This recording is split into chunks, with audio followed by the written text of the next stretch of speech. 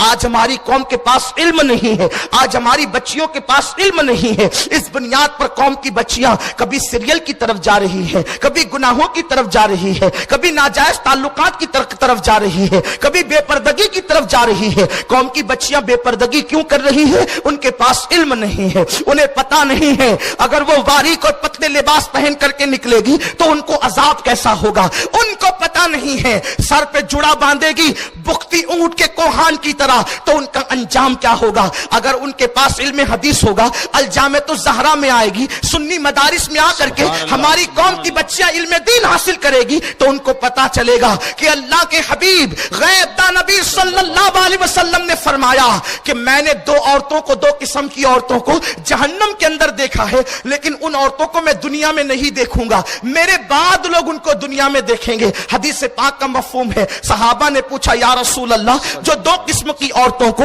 آپ نے جہنم میں دیکھا ہے لیکن آپ ان کو دنیا میں نہیں دیکھیں گے, آپ کے بعد لوگ ان کو دیکھیں گے. آقا فرماتے ہاں, ایک عورت تو وہ ہے جو کپڑے پہن کر بھی ننگی رہے گی, ایسی عورت کو میں نے جہنم میں دیکھا ہے لیکن میں دنیا میں اس کو نہیں دیکھوں گا. صحابہ کو تعجب ہوا, یا رسول اللہ ہمارے ماں باپ آپ پہ قربان, کوئی کپڑے پہننے کے بعد بھی ننگا کیسے رہ سکتا ہے؟ تو میرے آقا نے فرمایا وہ اتنے باریک اور پتلے کپڑے پہنے گی کہ کپڑے پہننے کے بعد بھی ان کا جسم نظر آئے گا, اتنے باریک دوپٹے ہوں گے کہ سر کی سیاہی نظر آئے گی, اتنے باریک اور تنگ اور چست کپڑے ہوں گے کہ کپڑے پہننے کے بعد بھی جسم کی رنگت جھلکتی بھی نظر آئے گی. میرے پیارے آقا علیہ السلام کے پیارے دیوانوں, آقا کریم صلی اللہ علیہ وسلم فرماتے ہیں, حدیث پاک کا مفہوم ہے, جب ایسی عورتوں کو دیکھنا تو سمجھ لینا کہ ان پر اللہ نے جنت کی خوشبو بھی حرام کر دیا ہے. اب مجھے بتاؤ, عورتوں کو علم نہیں ہے, اس بنیاد پر وہ ایسا کر رہی ہے.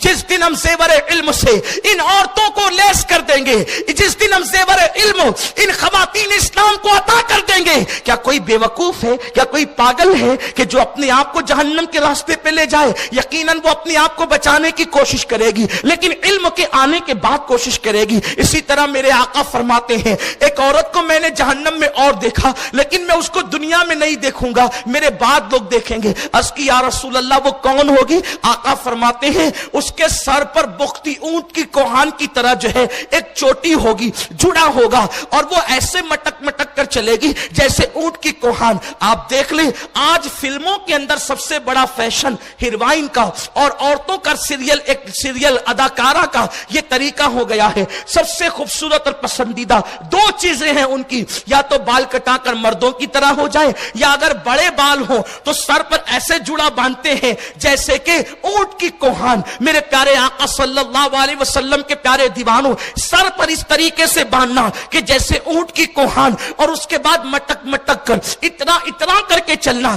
ایسی عورتوں کو جب دیکھو سمجھ جاؤ کہ اللہ نے ان پر جنت کی خوشبو کو بھی حرام کر دیا ہے. اب آپ مجھے بتائیں, آقا کریم صلی اللہ علیہ وسلم کے دیوانوں اور اے سیدہ فاطمہ الزہرا کی کنیزوں, جب عورتوں کے پاس علم ہوگا تو وہ ایسا کرے گی؟ ہرگز نہیں کرے گی. دیکھو جن کے پاس علم تھا ان کی زندگی کتنی محتاط تھی. آج قوم کی بچیاں اپنے کانوں میں ایئر فون لگا کر کے گانے سن رہی ہے, رستہ چلتی ہے تو لمبی لمبی گفتگو کرتی ہے. میں صرف یہ پوچھنا چاہتا ہوں, مجھے اس سے کوئی غرض نہیں کون کس سے بات کرتا ہے اور کیا بات کرتا ہے, اور مجھے اس کا حق بھی نہیں ہے, لیکن میں یہ ضرور پوچھنا چاہوں گا اس لیے کہ قوم کی بیٹی, اس مسلمان کی بیٹی صرف اپنے باپ کی نہیں بلکہ پوری قوم کی بیٹی ہوتی ہے. میں قوم کی بیٹیوں سے پوچھنا چاہتا ہوں, گھر سے نکل کر کے کالج جانے تک کے اتنی لمبی گفتگو وہ کس سے کرتی ہے؟ اس لیے کہ وہ تو گھر سے نکل چکی ہے, بھائی سے مل کر نکل چکی ہے, ماں سے مل کر نکل چکی ہے, پوری رات اس نے ماں باپ کے ساتھ, بھائی بہنوں کے ساتھ گزارا ہے. اب آدھی اور پون گھنٹے کی گفتگو گھر سے کالج کے دروازے تک کس سے کی جا رہی ہے, گھر سے لے کر کے مدرسے کی دہلیز تک کس سے کی جا رہی ہے؟ میرے پیارے آقا علیہ السلام کے پیارے دیوانوں, یہ چیز تمہیں دعوت فکر دے رہی ہے کہ قوم کی بیٹیوں کے پاس علم نہیں,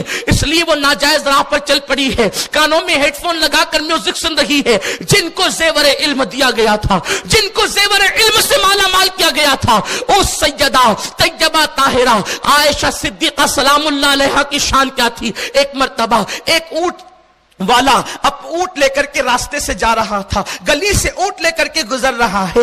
उस ऊंट के पैर के अंदर पाजेब मौजूद है, यानी घुंघरू वाले पाजेब मौजूद है। पैर के जेवर को पाजेब कहते हैं और अल्लाह अकबर घुंघरू वाले पाजेब मौजूद है। आज हमारे घरों में भी हम बच्चियों को पाजेब पहनाते हैं, घर की औरतें भी पाजेब पहनती है। ऐसा लगता है घर में औरत नहीं चल रही है, घर की मलका नहीं चल रही है, कोई ऊंटनी या कोई बकरी चल रही है। अल्लाह अकबर, कल जो है घुंघरू वाले पाजेब जानवरों के पैरों में डाले जाते थे और वो जानवर के पैर के पाजेब जो है, अल्लाह अकबर, वो एक जानवर ले जाने वाला, ऊंटनी ले जाने वाला पाजेब डाल करके, घुंघरू डाल करके जो है वो ले करके जा रहा है। उम्मुल मोमिनीन आयशा सिद्दीका सलामुल्लाह अलैहा वो कहती है अपनी कनीज से कि उस ऊंटनी वाले से कह दो कि ऊंटनी को रोक दे, और ऊंटनी को रोकने के बाद फरमाया उससे कहना कि घुंघरू उतार ले, पाजेब से घुंघरू निकाल दे। अल्लाह अकबर, कनीज ने गई और जाने के बाद कहा कि उम्मुल मोमिनीन हुक्म फरमाती है कि आप अपनी ऊंटनी को रोक दे और उसके पैरों से घुंघरू वाले पाजेब निकाल दे।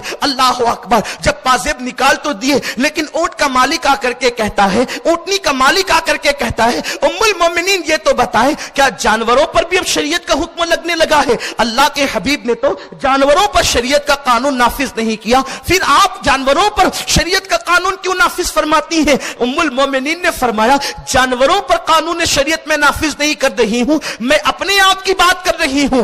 ये ऊंटनी के लिए पाजेब पहनना जायज और नाजायज दूसरी बात है, लेकिन इसके घुंघरू की जो आवाज इसके चलने की वजह से निकलती है वो मेरे कानों में आती है, और घुंघरू की आवाज मेरे महबूब मुस्तफा जाने रहमत को नापसंद थी, इसलिए मुझे भी नापसंद है। जो आवाज मेरे रसूल को नापसंद थी वो आवाज मैं अपने कानों से नहीं सुन सकती। ये किसकी वजह थी? हुजूर अलैहि सलाम की तरबियत का नतीजा, हुजूर अलैहि सलाम के दिए हुए इल्म का नतीजा। इसी तरीके से आप देखें, कौम की बच्चियां दुपट्टों को मफलर बनाकर घूम रही है, उनके पास इल्म नहीं है। वो डॉक्टर तो बन गई, वो वकील तो बन गई, वो टीचर तो बन गई, वो एजुकेशन तो हासिल कर चुकी, लेकिन अभी उनके पास सैयदा आयशा का जेवर नहीं, उनके पास सैयदा कायनात मलका फिरदौस से बरी सैयदा फातिमातुज़ ज़हरा की हया अभी उनको न मिल सकी है, सहाबियात का जज्बा उनको न मिल सका है। इसी वजह से वो इस आवारगी के साथ जिंदगी गुजार रही है। अगर खवातीन को इल्म मुस्तफा मिल जाए तो उनकी जिंदगी कैसी होगी?